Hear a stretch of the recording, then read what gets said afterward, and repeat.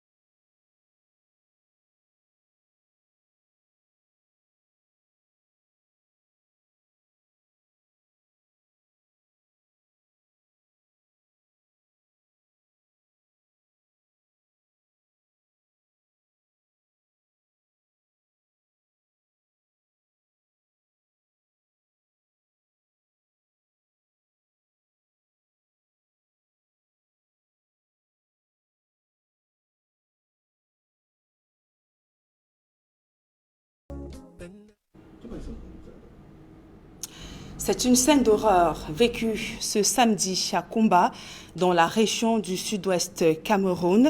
6 jeunes élèves ont été froidement assassinés par des hommes lourdement armés qui ont fait irruption dans leur établissement scolaire. Ce samedi, ouvrant le feu également sur ces élèves, 12 autres blessés ont été enregistrés. Le récit d'un samedi noir dans ce reportage d'Innocent Abega.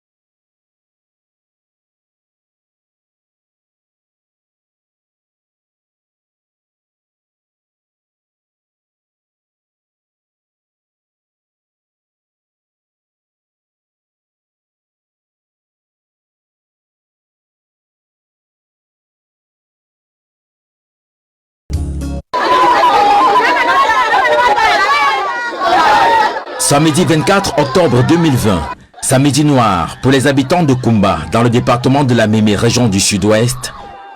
Précisément pour les habitants du lieu dit rue Bamileke dans le 2e arrondissement de la ville de Kumba. Selon des informations confirmées par des sources médicales, 6 personnes, des élèves, ont perdu la vie parmi les 13 se trouvant dans l'établissement dénommé groupe scolaire primaire et secondaire Francis Cana, où a été perpétrée une attaque attribuée aux hommes armés non identifiés. 4 de ces élèves, grièvement blessés, ont été admis dans les hôpitaux de Limbe et Boya par les urgences de Kumba. Les autres blessés reçoivent des soins et se battent contre la mort à l'hôpital du district de Kumba. Au moment de boucler ce reportage, l'identité des assaillants de cette énième attaque dans les régions du nord-ouest et du sud-ouest du Cameroun n'était pas encore connue. Vive émotion qui a submergé les réseaux sociaux après l'assassinat de ces 6 enfants dans la salle de classe à Kumba dans la région du sud-ouest Cameroun. Des internautes expriment leur colère et leur indignation face à une telle barbarie. Un élan de solidarité envers les populations de Kumba auquel des milliers de Camerounais ont participé. Des leaders politiques, membres de la société civile et même artistes musiciens dénoncent une telle cruauté. Quelques réactions des leaders politiques, acteurs de la société civile et même des artistes musiciens captés sur les réseaux sociaux par notre reporter Gladys Sidi. De Ngarbour à Kumba, des tueries de trop. La colère, les larmes des Camerounais peuvent se voir et se ressentir à travers leurs différents posts sur les réseaux sociaux. Ils décrivent l'horreur. Au chapitre des réactions, celle des hommes politiques. Pour Aker Emouna, c'est inimaginable, inacceptable. Ce qui s'est passé à Kumba doit nous amener tous à nous lever. Quel instinct barbare peut pousser à tuer des enfants dans une école, s'interroge-t-il. Le MRC condamne cette attaque meurtrière sur des innocents et exige l'ouverture d'une enquête internationale pour déterminer les véritables auteurs de cette nouvelle tuerie.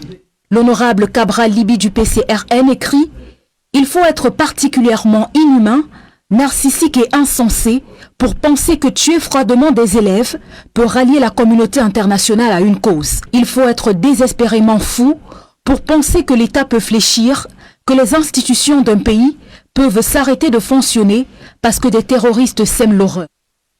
Non, non et non. » L'honorable Jean-Michel Ninche du SDF écrit « Au-delà de Kumba, c'est notre pays tout entier qui vient d'être frappé par un acte d'une barbarie épouvantable. Horreur et consternation pour ce massacre et solidarité totale pour les familles des victimes innocentes en ce moment terrible. » L'honorable Joshua aussi décrit sa tristesse. C'est avec un cœur meurtri que j'ai appris l'ignoble carnage que des terroristes ont infligé à notre pays à Kumba ce jour. Des enfants à la recherche du savoir tués et mutilés de sang-froid dans une école. Serge Espoir Matomba s'indigne lui aussi. Halte au massacre des enfants à Kumba. Encore un drame insupportable. Refusons la banalisation de la vie. Richard Bona indique sur sa page Facebook qu'il se sent mal pour Kumba. De nombreux artistes sur leur compte Facebook marquent leur indignation. Le Cameroun porte le deuil. Moins de 30 minutes après l'annonce de cette information qui s'est répandue comme une traînée de poudre, en solidarité aux populations de Kumba, des internautes ont conçu plusieurs affiches décrivant l'horreur vécue ce 24 octobre dans cette partie de la région du sud-ouest. Une bougie allumée pour les morts, près Fort Kumba. Kumba, 24 octobre, un anglophone crisis. Ou encore, ce petit garçon qui coule des larmes de sang. La douleur peut être perceptible à travers ces différentes affiches. Il ne demandait qu'à s'instruire. On ne va pas à l'école pour être tué. Les Camerounais, dans leur grande majorité, ont du mal à supporter ce massacre de trop. Et c'est tout le Cameroun qui porte le deuil ce samedi après les massacres de Kumba dans la région du sud-est Cameroun. Et pour évoquer dans cette tuerie, nous recevons sur ce plateau Nana Paul Sabin, journaliste à Equinox Télévision. Bonsoir Nana Paul Sabin. Bonsoir Nadine, bonsoir nos très chers téléspectateurs. Il faut dire, vous l'avez dit, que c'est le Cameroun qui est durement frappé. Il faut dire que les réactions sont teintée d'émotion, vous avez vu à travers les réactions des hommes politiques. Et effectivement, concernant justement ces réactions des hommes politiques, membres de la société civile et même des artistes musiciens qui ont réagi, côté gouvernement, quelles sont les premières réactions? Le gouvernement a également réagi d'abord par le Premier ministre, le chef du gouvernement, Joseph Diongouté, qui était en week-end selon nos sources et qui a immédiatement interrompu son week-end pour convoquer une réunion de crise dans ses services à l'immeuble Étoile à Yaoundé, selon nos sources. D'abord, ses collaborateurs lui ont raconté ce qui s'est passé précisément à Kumba. D'abord, on a fait savoir que des hommes armés ont débarqué sur des motos en fin d'après-midi, en fin de matinée, c'est-à-dire autour de 11h.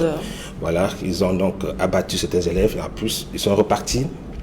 Donc, après avoir donc écouté ces rapports, le Premier ministre a d'abord immédiatement condamné ces crimes et pour lui, les auteurs sont vite trouvés. Les auteurs sont les sécessionnistes, les combattants séparatistes qui ont pris les armes depuis 2016, depuis 4 ans, pour réclamer l'indépendance des régions anglophones du Cameroun. Ensuite, le Premier ministre a dit que les mesures seront prises pour d'abord assister les familles éplorées et ensuite mettre les moyens possibles pour, n'est-ce pas, rattraper les assassins. Et également après, le préfet de la Mémé qui a réagi. Il faut dire effectivement qu'il a été très dur. Le préfet de la Mémé, avant le Premier ministre, il a immédiatement effectué une descente. Le préfet Chaberlin Tondon, qui est le préfet donc, de la Mémé. Mémé, c'est le département dans lequel se trouve, n'est-ce pas, Kumba, qui est le chef-lieu de ce département. Il a fait une déclaration très forte. Il a menacé d'interpeller les populations qui ont vécu la scène sans toutefois réagir. Il faut dire que ces populations se retrouvent entre le marteau l'enclume. Il y a d'abord les forces de l'ordre qui parfois menacent parce que, estimant que ces populations sont complices de ce qu'on appelle les Ambaboy. Et des côtés des Ambaboy, il y a certains qui soupçonnent les populations d'être en complicité avec les forces de l'ordre. Donc les populations se trouvent dans à ce milieu en plein, n'est-ce pas, accusés dans cette affaire. Et le préfet est sorti et il a dit on va donc interpeller toutes les populations, surtout ceux qui sont aux environs et qui ont vécu la scène, qui auraient vécu la scène, parce qu'il s'est dit choqué simplement parce que l'attaque est survenue en plein jour. En pleine journée. Donc, il faut, pour lui, c'est inadmissible que les populations n'ont pas réagi, les populations n'ont pas informé les forces de l'ordre, et il pense qu'il faudra donc interpeller ceux qui ont vécu cette scène. Et d'un autre côté, lui également, il a fait une déclaration que les assassins n'iront pas loin et que les moyens seront mis en jeu, n'est-ce pas, pour rattraper les auteurs de ce crime. Nana Paul Sabin, avant Kumba, il y a eu Garbou. Et parmi les victimes, on a retrouvé toujours des enfants. Finalement, sont-ils la cible de ces bandes armées qui opèrent dans les régions anglophones? Il faut dire de manière générale, les populations civiles sont les principales victimes de cette crise. On estime, bon, ce sont des sources, il y a l'opposition qui pense qu'il y a eu 30 000 morts déjà dans cette crise dans les zones anglophones. Le gouvernement, les sources officielles évoquent environ 2000 morts. Toujours est-il que parmi les victimes, la grande majorité sont donc les populations civiles et depuis certain temps, ce sont les enfants qui sont la cible de ceux qui se battent pour le contrôle donc, de ces régions. D'abord à Garbou, le 14 février 2020, vous savez que jusqu'ici, on estime que ce sont les hommes armés de la force régulière qui sont à l'origine de ce drame. C'est vers le chef de l'État, on a initié une enquête qui a prouvé, n'est-ce pas, que ce sont les hommes de la force régulière qui sont derrière lui. Mais aujourd'hui, on constate que le gouvernement, lui, il n'y a pas de doute, ce sont les ambazoniens ou alors les sécessionnistes qui sont derrière ce coup.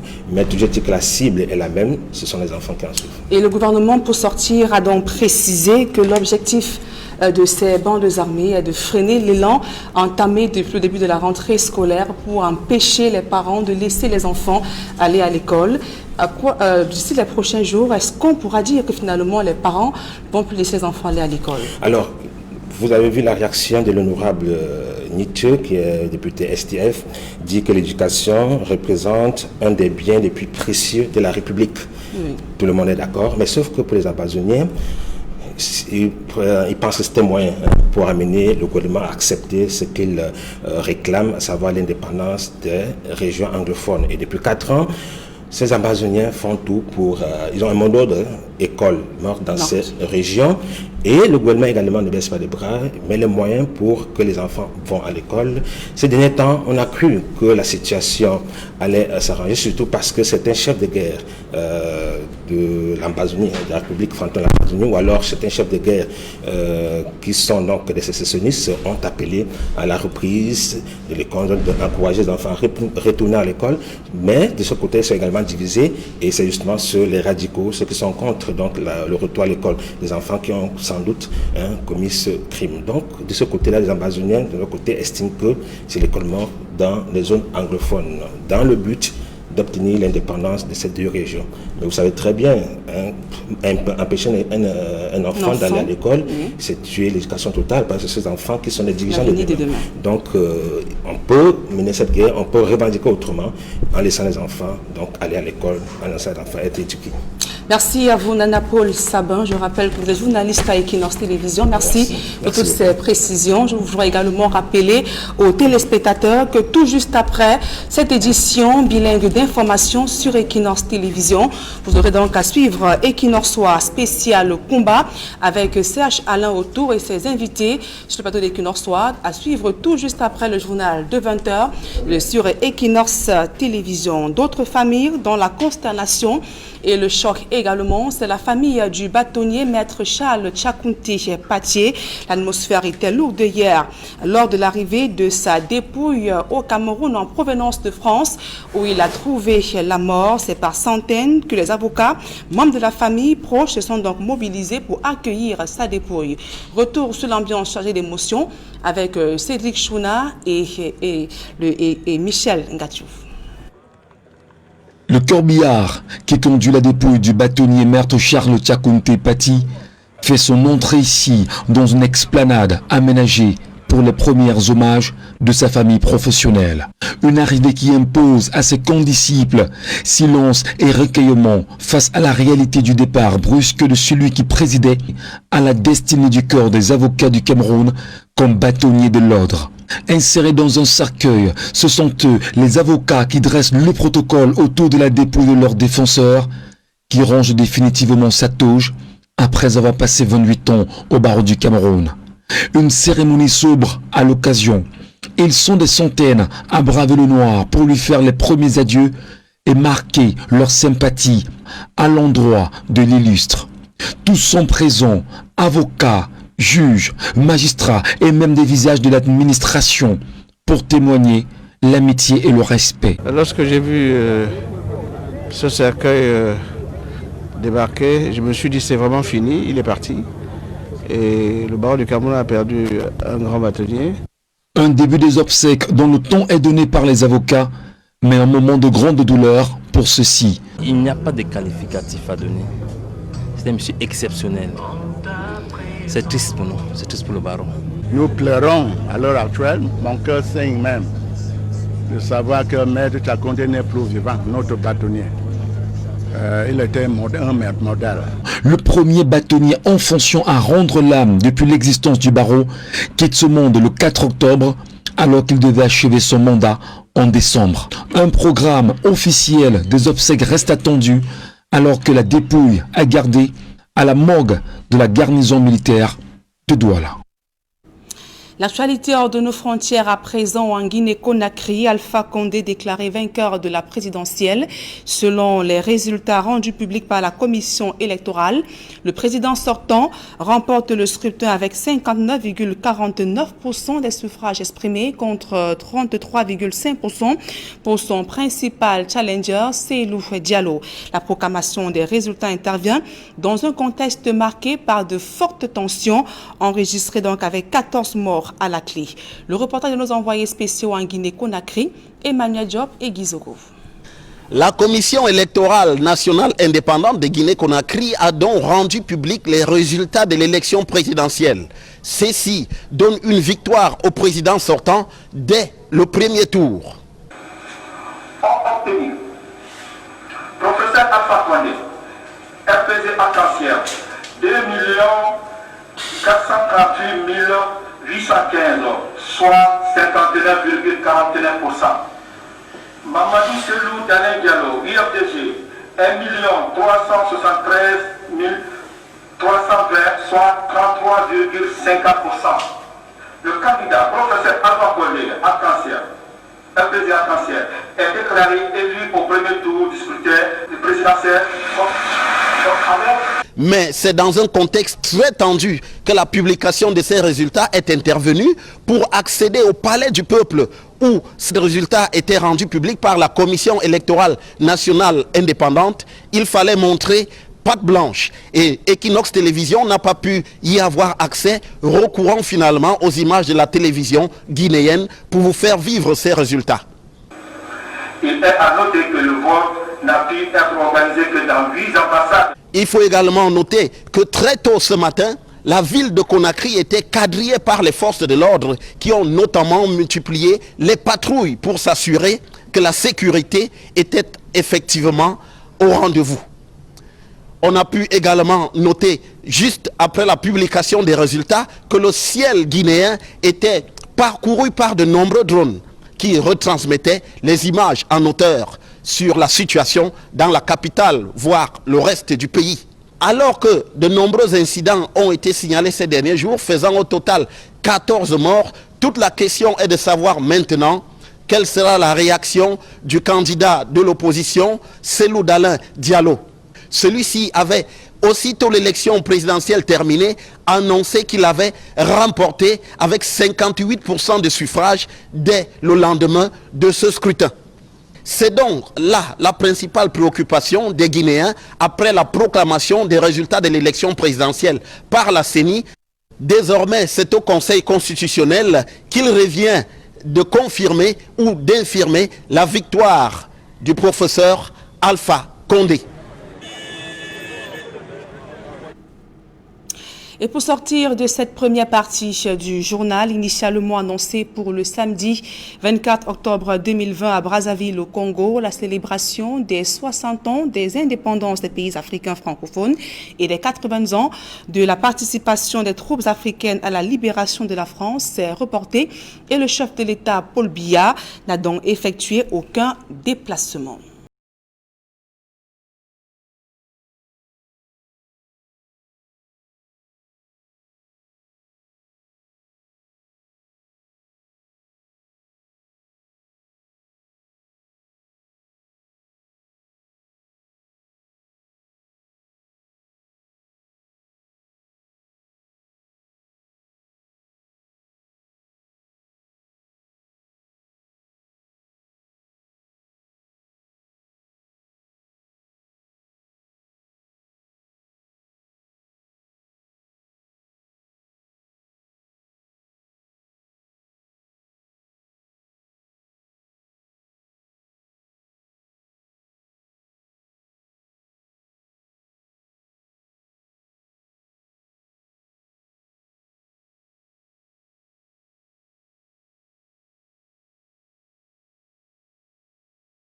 Présent à la deuxième partie de ce journal en langue anglaise avec vous, Fomi Armstrong Sanda, et vous revenez justement sur cette tuerie de combat enregistrée ce samedi. Exactly, Nadine Yambo. Ladies and gentlemen, thanks for joining us in the second segment of information. Dark clouds have gathered on Kumba in the Meme division of the southwest region of Cameroon on a bloody Saturday, October the 24th, 2020 in Cameroon.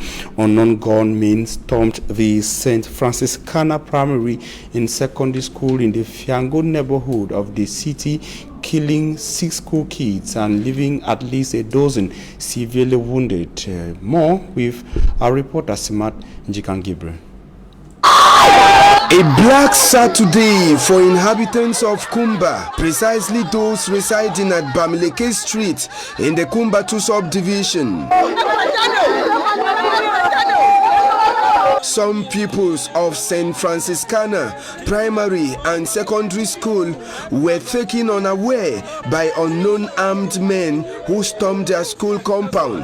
On the spot, out of the 13 pupils in class, 5 gave up the ghost, with another dying at the emergency unit of the Kumba District Hospital, bringing the total to 6 out of the 13 who were in class. While at the emergency unit of the district hospital in Kumba, at least 4 other kids whose cases were very severe were taken to Boya and Limbe hospitals respectively, while another is still at the Kumba District Hospital battling between life and death. At the time of this report, the exact identity of the perpetrators of this act are still not yet known, as Kumba mourns.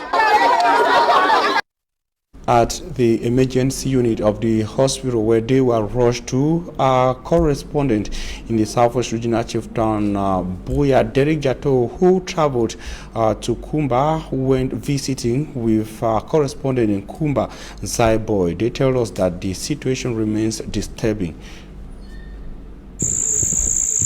We are here at the Kumba District Hospital Emergency Unit. As you see behind me, this is where those who were wounded are being hospitalized at the moment. We have seen them receiving treatment, and before coming here at the Kumba District Hospital, we have been at Mother Teresa International Bilingual School. Of course, we saw how these pupils, these students, were attacked.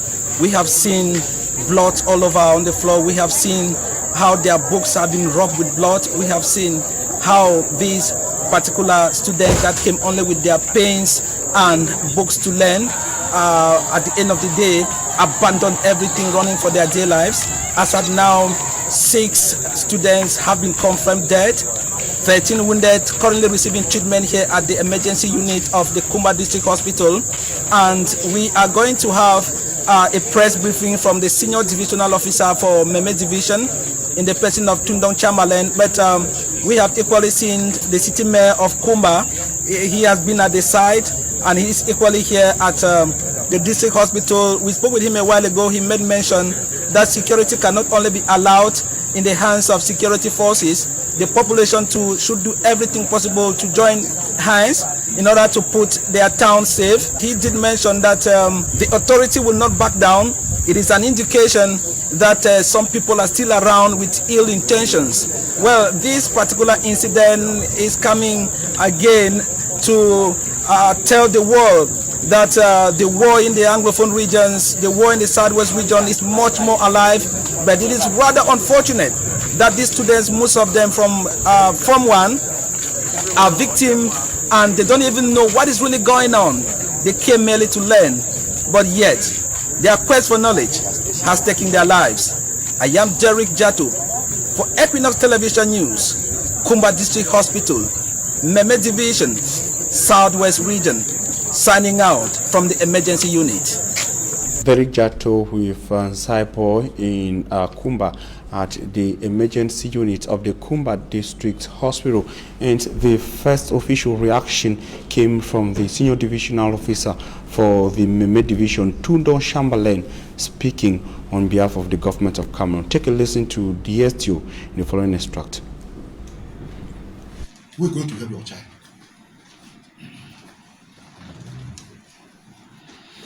That is why I want us to take our own responsibility. Mayors,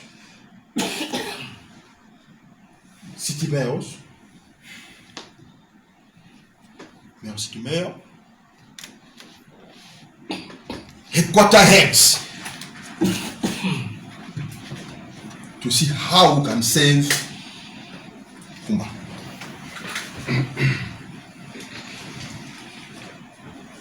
To see how we can save Kumba.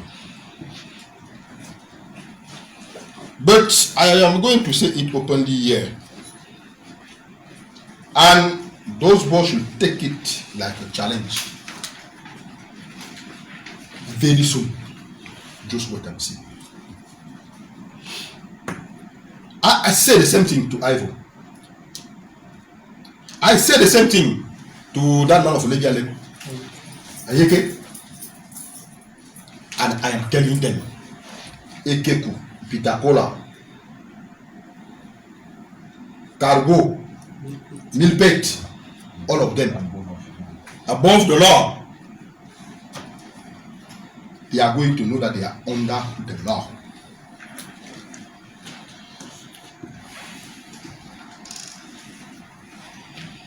We started a little bit late because I was also following once in a similar meeting chaired by the PM himself after what happened in Kumba. They have just finished. The first instruction the SEO has received is that I should be at my best or all my best in order to arrest those people. This drastic situation has forced us to look deeper and to see exactly why. During the day, even if you cannot go and help the LTO who is in difficulty, because this man is a very wicked man, but they are killing innocent children in front of you, and you are not doing it. Reacting as the first elected official of the locality and in his capacity as the municipal commander of the city of Buea, the new city mayor of Kumba, Greg Mewano, also gave his reaction. I was captured by Derek Jato and Zaibo. Dramatically bad issue that has taken place in Kumba today. I say it is a dark Saturday. It's an absolute dark Saturday for Kumba. I want to tell the entire population of Kumba that this is the time to say enough is enough. We must bring this to an end. This kind of act is just not possible to be justified. We condemn it with all vehemence. We condemn it absolutely.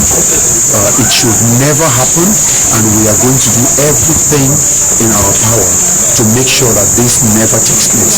I am calling upon the population of Kumba to stand up, to stand out. We are going to go to the streets and make it very clear that this is not going to be taken lightly. It is not going to be possible for it to happen again. We are going to make this message absolutely clear, not only to Kumba, not only to Marine Division, not only to the Southwest and the Northwest regions, but to the entire Cameroon and Africa at large, and why not the whole world, that we absolutely condemn this. Kumba does not stand for this kind of activity. Kumba has been a very peaceful, loving, a green city as it is called, a city that welcomes everybody and lives in peace, where love is being shared, and that is exactly what we want, where prosperity has been the order of the day. When it comes to economy, the leader nation, the leader town, actually the leader city in the Southwest region. That is exactly what we want to be. That's where we want to go to. That's where we want to remain, and we are going to do everything in our might to make sure that that happens. I want to tell the families, most especially the families, the bereaved families, the families that are so vehemently touched by this act of barbarism, is that we are most heartily by them. We are extending, for those who are already dead, for these children, we are extending our condolences to them. We want to tell them that we are with them and that they should not feel neglected, they should not feel abandoned. We grieve with them, we share in their pain. We were there present when all of this was happening. Actually, we are at the hospital, at the mortuary, and we are ready. The whole city of Kumba, I am saying, is grieving with them, and we are ready to give them our total support. That was the reaction of the mayor of the city of Kumba, Gregory Mewano. Speaking there, and Cameroonians of all walks of life have also been reacting, some on social media and others on mainstream media, Writing on his social media account, Kerimuna, a politician and a legal man in Cameroon, says it is unimaginable and unacceptable. What happened in Kumba should wake us all up. What barbaric instinct can push anyone to go to a school and randomly fire at kids, killing some? Is this who we have become, numbed by savagery and mayhem? We are slowly losing our humanity. To the mothers who are stuck with lifeless bodies and all those families forced into mourning, we offer our condolences and our prayers. Suffering and mourning has to stop being lots of citizens. Only the reaction of Kerimuna on his official Facebook page.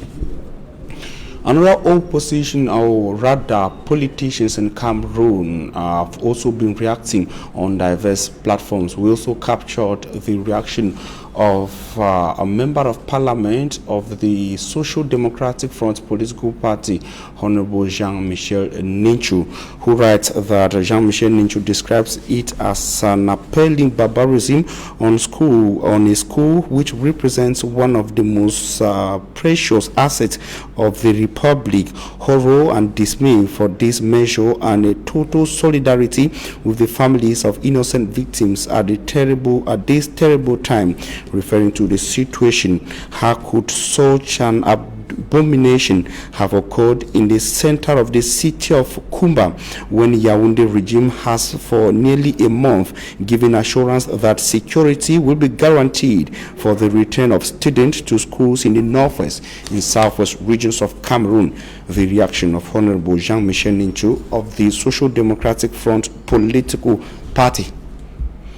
And I will also take the reaction of a humanitarian organization, and of course shortly after the event. It writes from Yaoundé, Cameroon, October the 24th, 2020.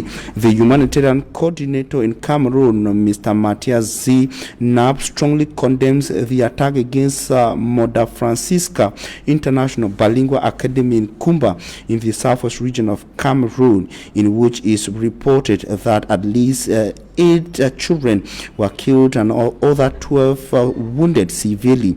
I am shocked and outraged. The killing of innocent school children which were attending schools to get an education. On behalf of the United Nations and the wider humanitarian community in Cameroon, I extend our deepest condolences to the families of the children killed and our support to the wounded and their families and to all the community, said Mr. Knapp on social media.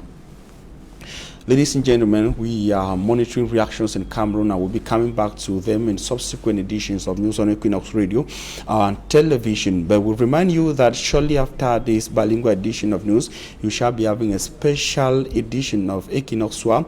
We'll be having key opinion leaders in Cameroon to give their reactions or their appraisal of the situation, sad indeed, in Kumba in the southwest region of Cameroon.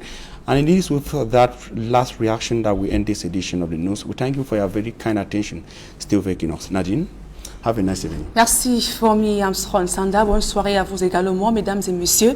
C'est la fin de ce journal. Merci pour votre aimable attention et à suivre tout juste après ce journal une édition spéciale consacrée au massacre de Kumba enregistré ce samedi dans la région du sud-ouest Cameroun. Une édition spéciale présentée par Serge Alain Autou et ses invités sur le plateau d'Equinox Soir. Passez d'agréables moments en compagnie de nos programmes.